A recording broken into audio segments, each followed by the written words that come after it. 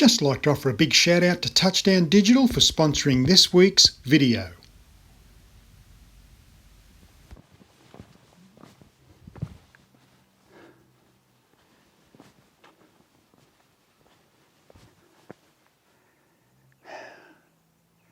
What a place. This is what I live for. I live for this. This is home to me.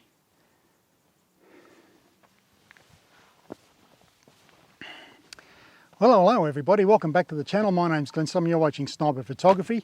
I hope you're all fighting fit and well.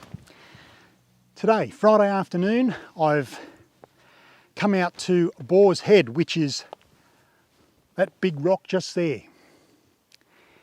Over here we have Narrow Neck Plateau. Then over here we have Cahill's Lookout. This is an iconic location.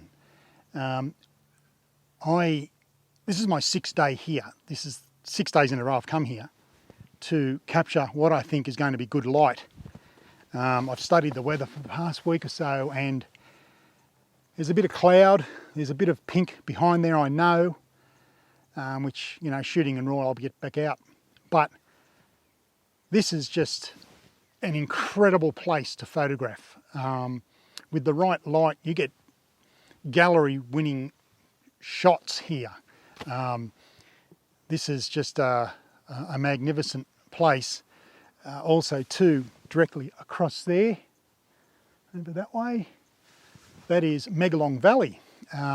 So you get 3 for the price of 1 here. And I'm on this side of this cliff here, and I can't go much further than that.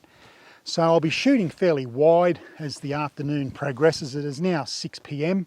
Friday evening, but I hope to get some really nice shots. There's a lot of foreground here, and what I'll be explaining to you in this video is when you come to an area like this, you really want some foreground element to lead the viewer's eye into the vastness over here.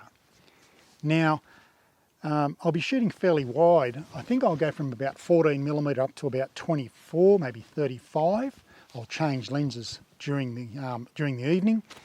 Hopefully the sun will set and it'll come around here, and I might get some nice rays of light.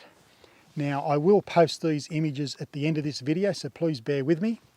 But it's still a bit early yet. I won't set up yet. I know this area like the back of my hand, so I don't have to look around. I've already got the composition already set. So having said that, I'll get back to you when I set up, and we'll wait for the light to just drop down a bit more, and then I'll come back to you and just show you this magnificent location here in the Blue Mountains called Boars Head.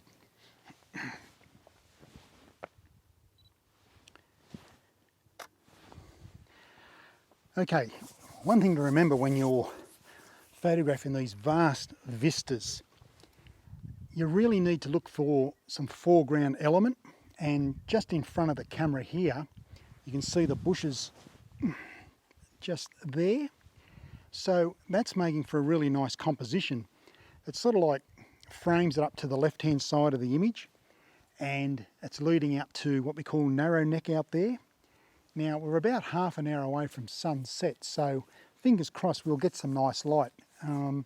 I've taken a few extra shots here which I'll show at the end of this video, but remember, foreground element is really important, especially with this type of photography when you've got such a grand vista that the viewer tends to get lost when they look at the image. They're looking at the image, they don't know what to look on, what to focus on, and their eye is wandering all over the photograph. So by having or incorporating foreground elements like I have here with the bush and the rock as it sweeps around, that's virtually a leading line as well. It's sweeping around to Narrow Neck Plateau there. So that should make for a nice shot. The sky now is starting to light up a bit better.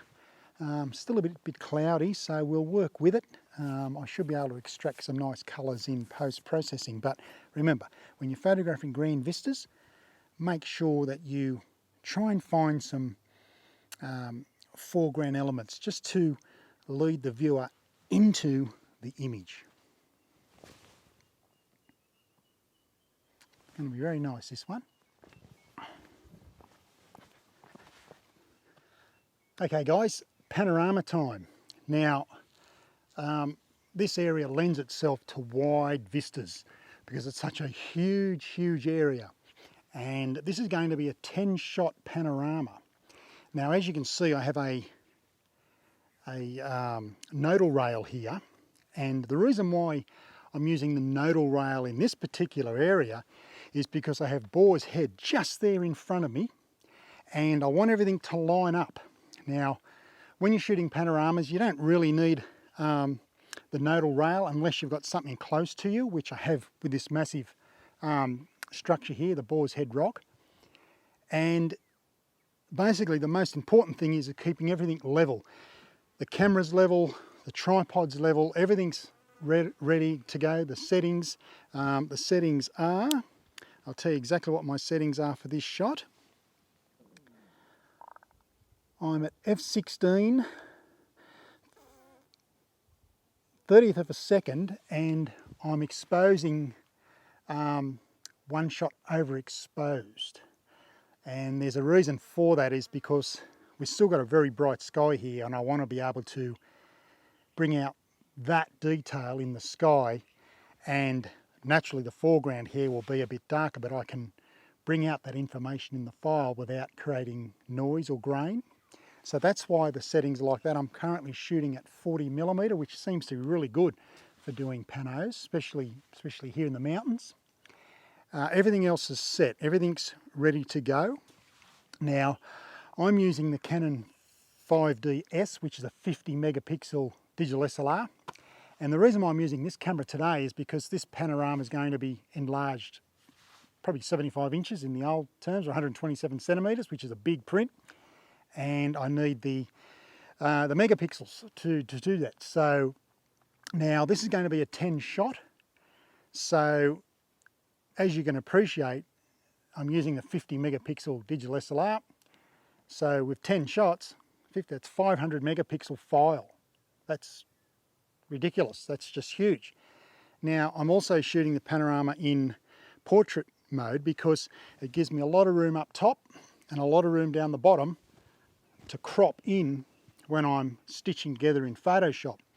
Now, plus also too, when you shoot in this orientation, you're gathering all those megapixels. Now, it'll be a 500 megapixel file once Photoshop does its job, and it takes a bit of time.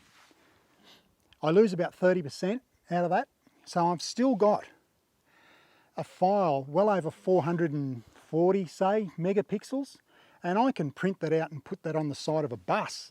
And that's why I use this particular camera for this particular job. I'm not saying it's a better camera or anything like that, it's just that it's built for the job, and this is why I brought it out here today. So, now everything's ready to go. The nodal rail is perfect. I have the center of the lens here running straight through the center of the tripod, so I know everything is spot on. And that's one good thing with a nodal rail, but as I said, you don't really need to use them unless you've got something in the foreground such as this Boar's Head rock here. So I need everything to be in line. And I allow 30% overlap. Now with the Benro three-way gear head, it's 3 turns, another shot, 3 turns, another shot. So before I do anything else with the pano, what I like to do is go to live view, and I take a picture of my left hand. The reason why I do that is because when I put that into Photoshop, Lightroom Photoshop, I've got to find it. So I'm going to be taking a few images. So I just look for the images where my hand is, and then on the 10th or 11th shot, I'll put my right hand in, and that's where those images will be. So keep that in mind if you're doing panos. I don't usually use a ball head for panoramas. I just don't. I'm not saying they're no good, it's just that I find them a bit more fiddly, and you've got to be very careful with them because they could drop a bit. So we'll get started. So this will be the first shot. There's a massive bush fly here. So what we'll do, we'll take the first shot. 1, 2, 3, 4, 5, 6, 7, 8, 9, 10, and then one more for my right hand.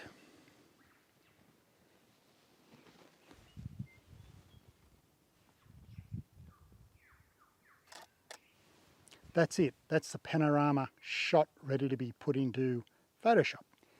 Now, one thing about this is that my focusing, I was focusing to infinity, and the reason being with infinity, well, everything after infinity is infinity, there's nothing else. So I know for a fact that Mr. Boars Head here will be in focus, everything there will be in focus, Merrineck will be in focus, everything will be in focus and straight. There will be none of this curvature, and that's why everything has to be level and straight, and the tripod, especially the tripod, excuse me, has to be level. So I'd say within the next hour or so we're going to get some really good light, so I'll switch the video camera off, play around with this a bit, and then I'll come back to you just as the light starts to fall here at Boars Head.